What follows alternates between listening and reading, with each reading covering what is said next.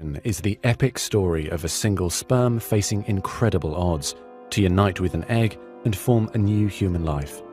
It is the story of all of us.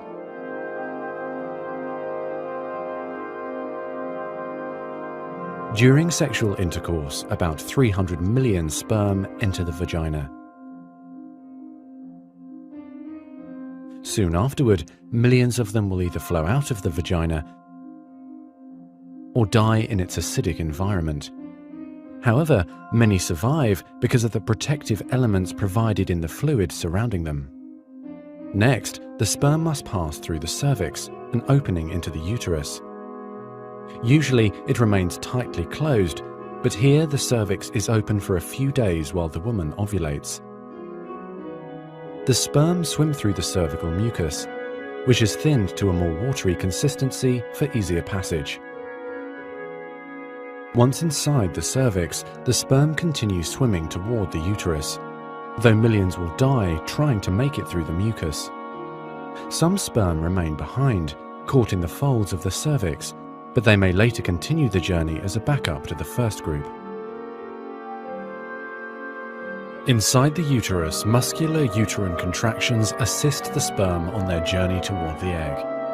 However, resident cells from the woman's immune system, mistaking the sperm for foreign invaders, destroy thousands more.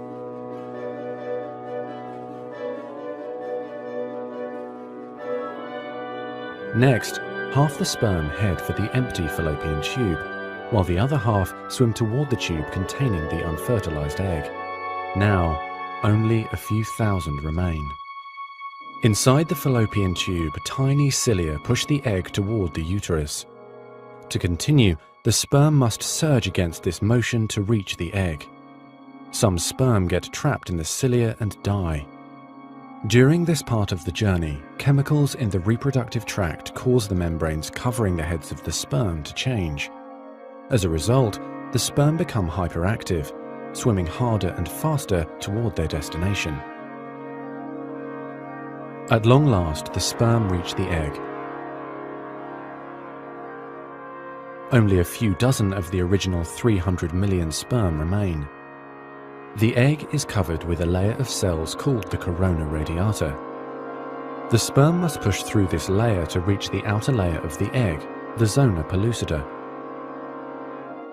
When sperm reach the zona pellucida, they attach to specialized sperm receptors on the surface, which triggers their acrosomes to release digestive enzymes, enabling the sperm to burrow into the layer. Inside the zona pellucida is a narrow, fluid-filled space just outside the egg cell membrane. The first sperm to make contact will fertilize the egg. After a perilous journey and against incredible odds, a single sperm attaches to the egg cell membrane. Within a few minutes, their outer membranes fuse and the egg pulls the sperm inside. This event causes changes in the egg membrane that prevent other sperm from attaching to it. Next, the egg releases chemicals that push other sperm away from the egg and create an impenetrable fertilization membrane.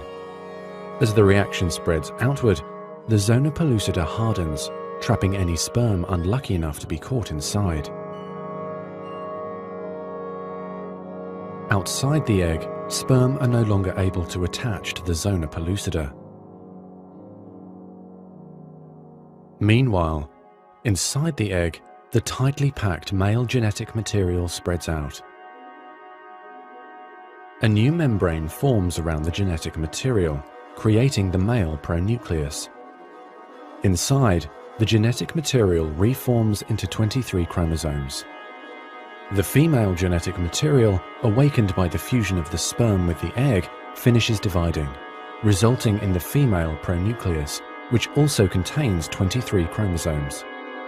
As the male and female pronuclei form, spiderweb-like threads, called microtubules, pull them toward each other. The two sets of chromosomes join together, completing the process of fertilization. At this moment, a unique genetic code arises, instantly determining gender, hair color, eye color, and hundreds of other characteristics. This new single cell, the zygote, is the beginning of a new human being. And now the cilia in the fallopian tube gently sweep the zygote toward the uterus, where he or she will implant in the rich uterine lining, growing and maturing for the next 9 months until ready for birth.